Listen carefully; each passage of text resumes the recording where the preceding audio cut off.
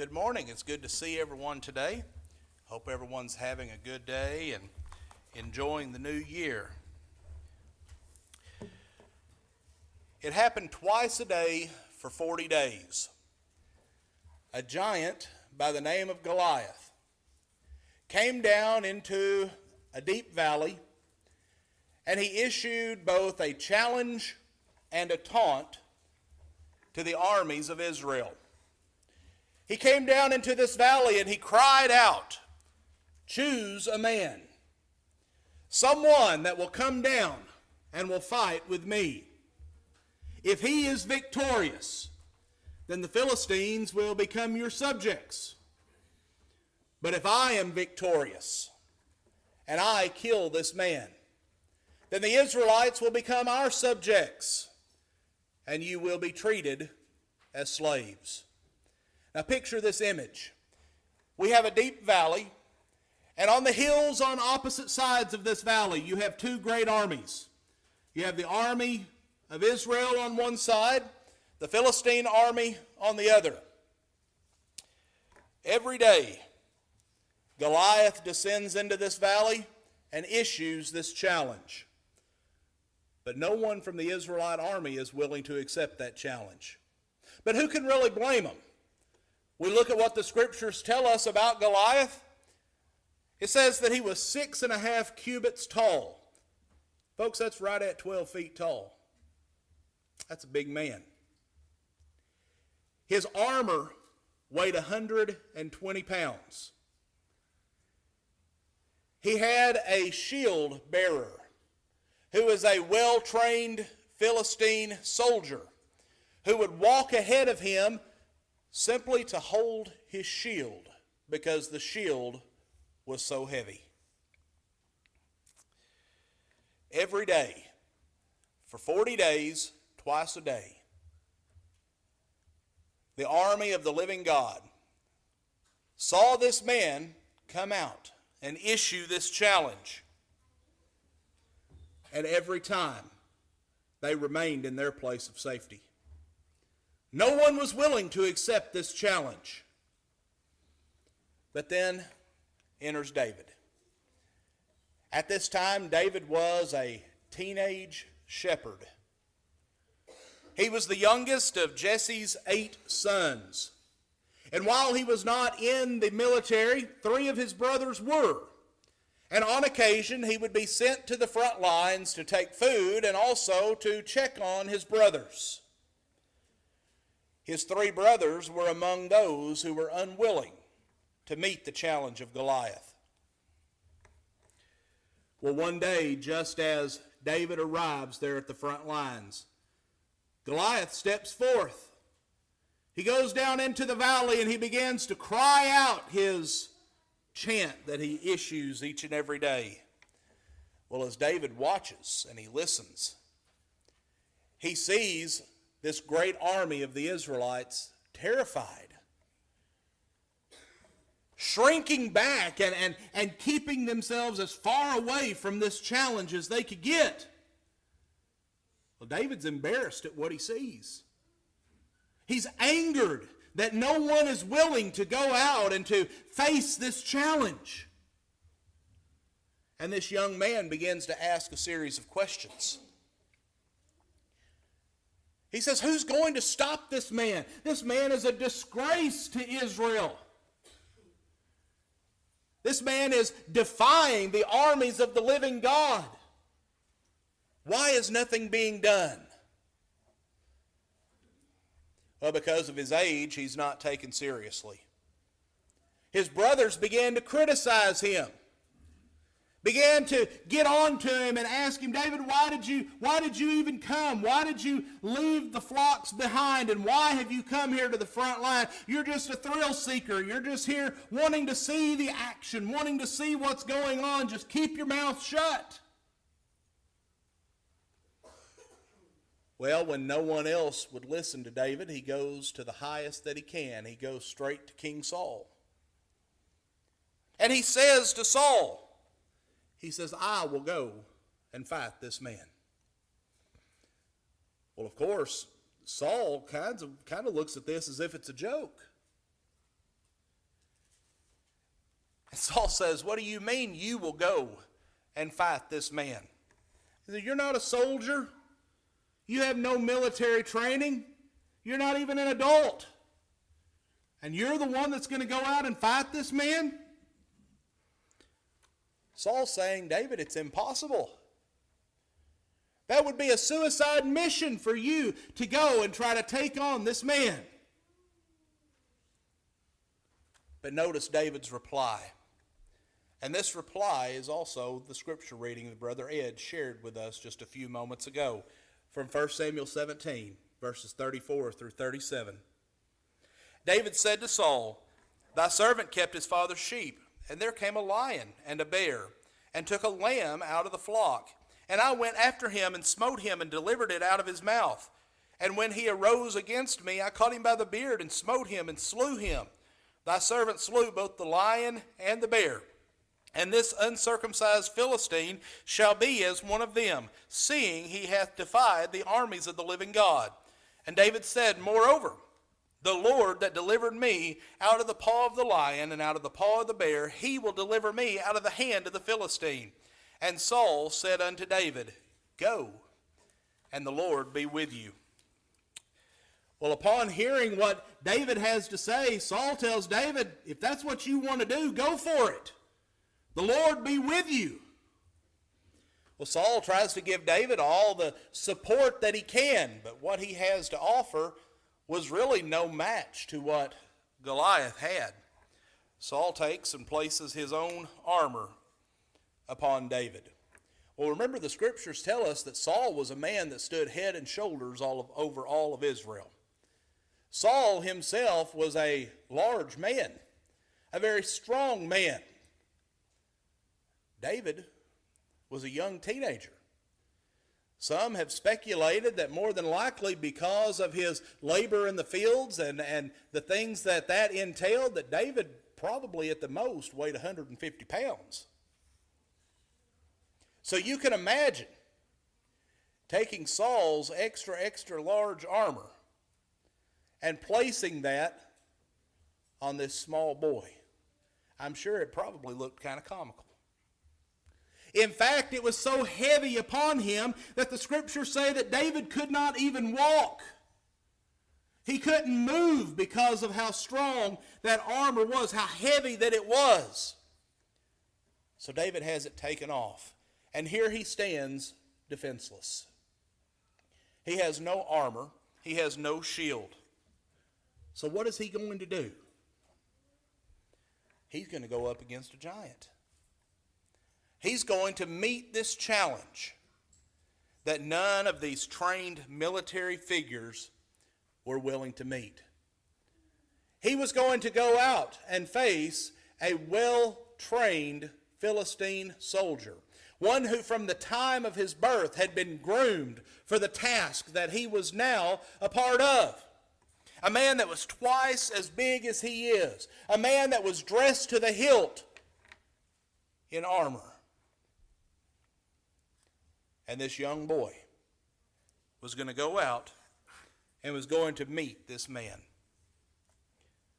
So what does he do?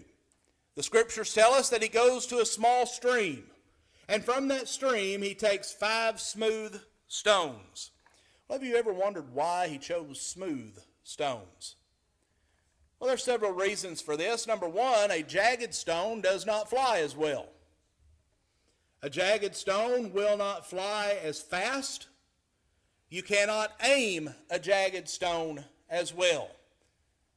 And David knew that by choosing these smooth stones, that he was putting himself in the best position tactically to go out and accomplish the task that was before him.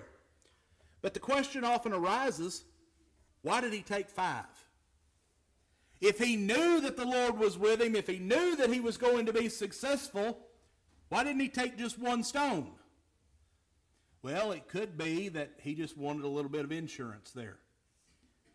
He just wanted to make sure that he had enough stones there to carry out that task. Or maybe he was examining the situation and he was thinking that he would be able to let fly multiple stones before that Goliath would be able to raise that spear and throw it at him. But whatever the case may be, he chooses these 5 smooth stones. And so here we see this young man descending down into this valley. And picture this image with me. We have a young man with a slingshot, 5 smooth stones, and a shepherd's staff. But he has something on his side that Goliath does not have. He also had God. Well, as David comes before Goliath, I can imagine Goliath probably let out a little bit of a chuckle. He probably thought that this was some kind of a joke. This is the best that Israel has? You send this young man down before me, the greatest of the Philistines? But when Goliath stepped before David, David did not back up. He did not retreat. He did not go back to a place of safety as all of the other Israelites had done. But I want you to notice the statement that he made in verses 46 and 47. He said, "This day the Lord will hand you over to me. Today I will give the carcasses of the Philistine army to the birds of the air and to the beasts of the earth, and the whole world will know that there is a God in Israel. All gathered here will know that it is not by the sword or the spear that the Lord saves, for the battle is the Lord's. And he will give all of you into our hand." And upon saying this, he runs toward Goliath. He loads one small, smooth stone into that sling. He lets it fly. And it strikes Goliath in his one place of vulnerability, in his forehead. When the Philistines see what has transpired, when they see their champion lying on the ground, when they see that he has been defeated, they begin to flee in terror, only to see this statement from David come to fruition. David proved on that day that the battle indeed belonged to the Lord. For what we see in this account was an impossible task. And without the Lord on David's side, he would not have been victorious. He would not have conquered this great giant that stood before him. But each and every one of us today are standing before a giant. Each one of us have things that lie ahead of us that are a great trial, that are a struggle. And I don't personally know what all of those may be. The giant standing before you today may be some type of physical ailment. Maybe you're dealing with problems in a relationship.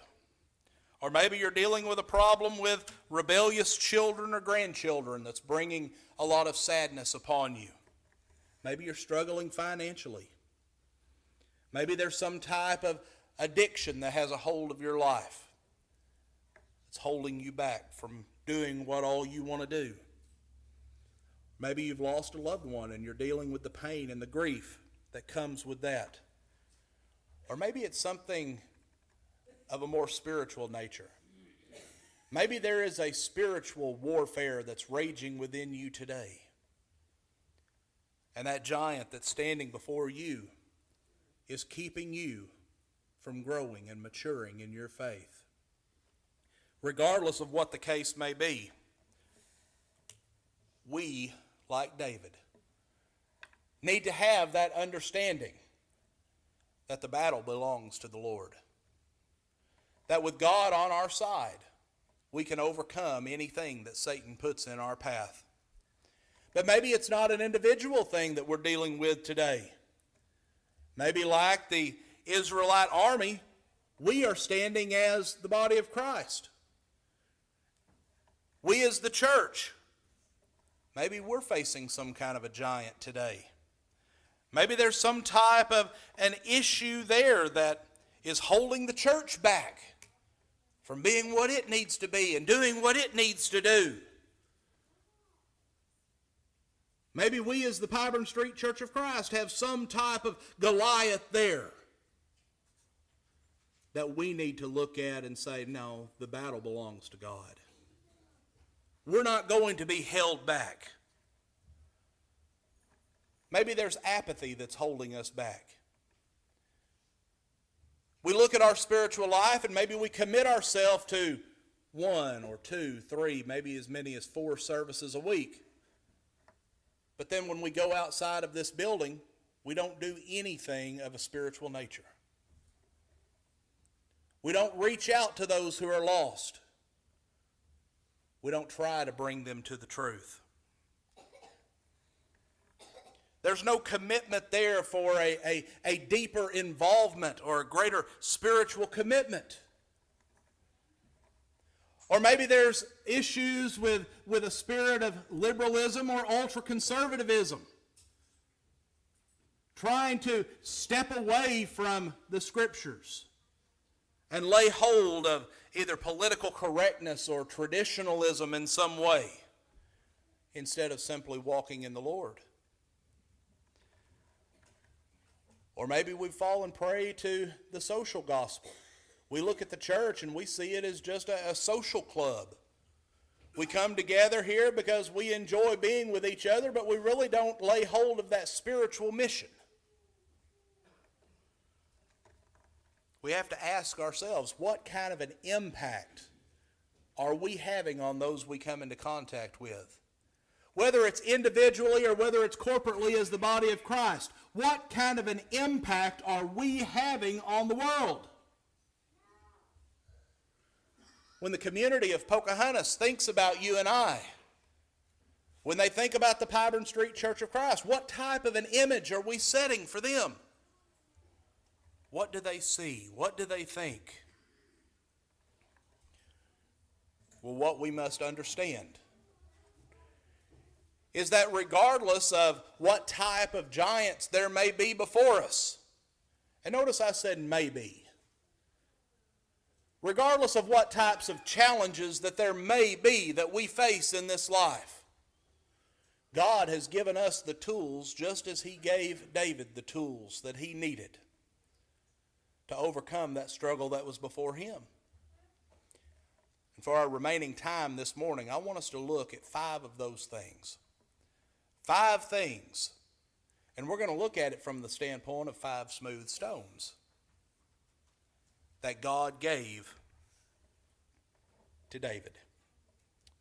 The first smooth stone is that our faith must be motivated or prompted by history. We understand that faith is the substance of things hoped for, the evidence of things not seen. The Hebrew writer uses an entire chapter, Hebrews chapter 11, to talk about the history of faith. He talks about the fact that faith will enable us to worship correctly. He showed that to us in the person of Abel. It was faith that enabled Enoch's walk with God. It was faith that prompted Noah to obedience. Noah found grace in the eyes of the Lord because of his faithfulness. Faith is what motivated Abraham to obey what God commanded him to do and to get up and to leave everything that was familiar to him and to go to a place where God would show him. But also it was by faith that Moses, a man who was a fugitive, who had fled because he had murdered an Egyptian, that when God spoke to him and told him to go back to Egypt, yes, it took a little bit of motivation, but he went. It was faith that motivated him to do the Lord's will. It was John in 1 John 5 and verse 5 who asked, "Who is it that overcomes the world?" And notice his answer.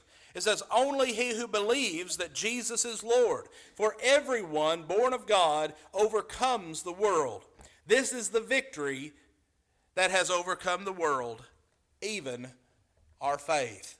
So regardless of what the challenges that we may face in this life, regardless of the Goliath that may be standing before us, number one, we have to face that with faith, knowing that with God on our side, we will overcome. Knowing that by turning that battle over to the Lord and having Him in our corner, that we will be victorious.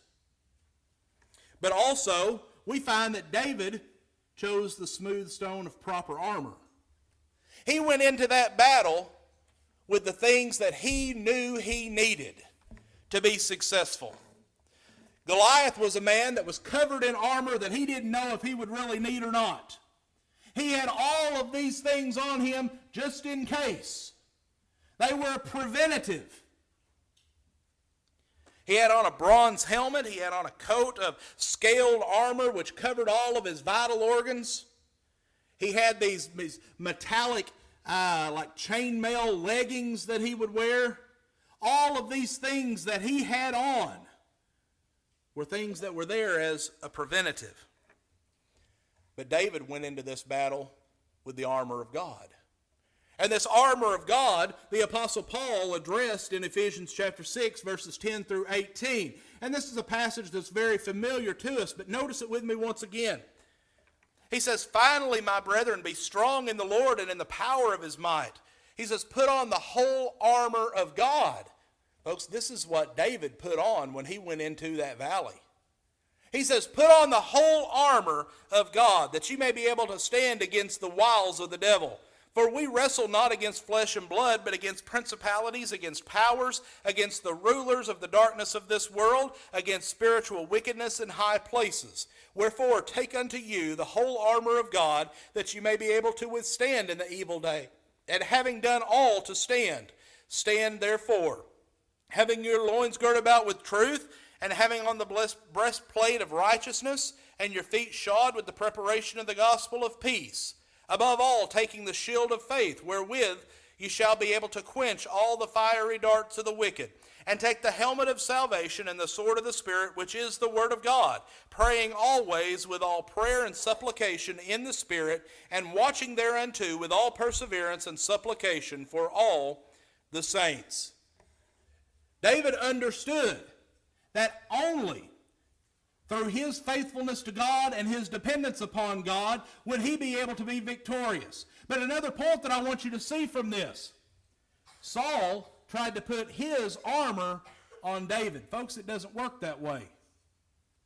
Whenever we think about this from a spiritual standpoint, it reminds us that the battles that we face are personal ones. The battle that I may be facing, it may be similar to something that you've faced. It may be very much like something that you've gone through in your life, but what worked for you may not work the same way for me. We have to realize that the battles that we face, that they are ones that are personal, and as a result of our personal relationship with God and with Christ, they give us what we need in order to be successful. David realized that by using that which belonged to Saul, it wasn't going to work for him. And anybody who saw how ridiculous that must have looked realized that that wasn't going to work. We cannot substitute someone else's faith. We cannot substitute someone else's dependability or someone else's tactics. We have to realize that the battle belongs to the Lord. And only by placing our faith in that can we truly be victorious over these things that come along. God will equip us with what we need to conquer any battle that we face. Any giant that stands in our path, we can overcome if we will turn to the Lord. The third smooth stone that we see is we have to have courage based upon our experiences. I want you to listen to David's reasoning here. He says that he had fought lions and bears. Now, folks, I cannot imagine on a personal level fighting a lion or a bear with the tools that they had back then. But he said, but a lion and a bear, they came and they stole my father's sheep. He said, I went out. He said, and I fought them by hand. He said, and I brought back those sheep. He says, it turned on me. He said, I grabbed it by the hair. I grabbed it by the beard. This was a pretty courageous young man. He took his task seriously. And he says, if God has brought me through these things, the Goliath's not going to be any problem. He said, this is going to be an easy task compared to what I've been through. God told Joshua to be strong and be of good courage. He said, do not be afraid nor dismayed, for the Lord your God is with you wherever you go. Joshua 1 and verse 8. But why is it that it seems that we can see God working in the lives of other people? We can see God working in the lives of these great Bible characters, but we can't see God working in our own life. We can't see the things that He is doing for us, the blessings that He is showering upon us. You know, David was looking at his experiences. He said, God's the one that blessed me with the ability to do these things. God is the one that has been with me. God is the one that's going to continue to be with me. And so I have the courage to face whatever lies ahead. But so often in our society today, things get difficult, we want to just quit. We want to just lay things aside and say, you know what, it's just too hard. It's too difficult. I don't want to go on any further. I'm just going to quit. David says, no, it can't be that way. God told Joshua it can't be that way. He says, don't be afraid. Don't be dismayed. Don't get overwhelmed with the things that come along. But stay strong. Be courageous. Face those things, knowing that with God on your side, that you will be successful. You know, I think back over my own life, and I cannot imagine living my life today without the knowledge of the ways that God has blessed me in the past. Yes, I've faced hard times just as you have. But we look at those things and we count our many blessings and we see the ways that God has touched our life. And that is what has made us the strong and faithful children of God we are today. And we need to praise God every day for that.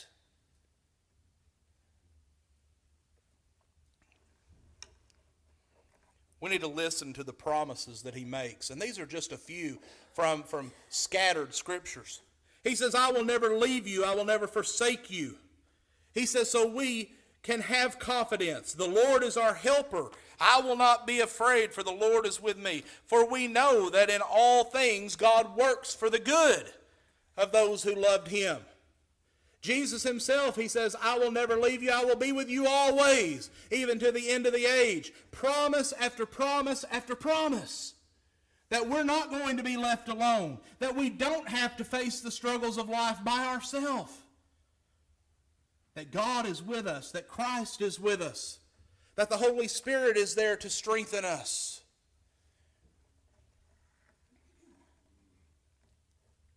If we truly believe these things, then we realize that the battle does belong to the Lord. And that by turning those things over to Him,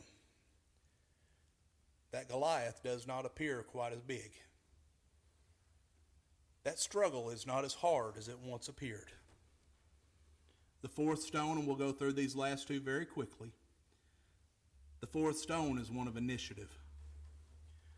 Twice a day for 40 days, the Israelite army had the ability to take initiative, to jump in there and to perform this task. But they weren't willing to do it. They did not have this initiative. No one was willing to accept this challenge. But David comes along, he hears it one time, he says, I'm going to do it. His brothers won't listen to him, they make fun of him, so he goes straight to the king. He says, I'm going to do it. I don't care what anybody else says, I have God on my side, and I know that I can accomplish this task. But so often we look at ourselves and we feel like life is just kind of at a standstill, don't we? We look at ourselves and we feel like that nothing good is happening, that we're not really progressing in life. We're just kind of at a standstill. We've just kind of grown stagnant. Or maybe even sometimes we may look at the church and we may feel the same way about the church. It may not seem like the church is really doing that much, that the church is at a standstill. But then the question arises, who's going to take the initiative? If you're looking at your life and you feel like your life is at a standstill, do you have the initiative to do something about it? If you feel like the church should be doing more, should be involved in more, do you have the initiative to do your part to make that happen? David's initiative was taken. He took this step in faith.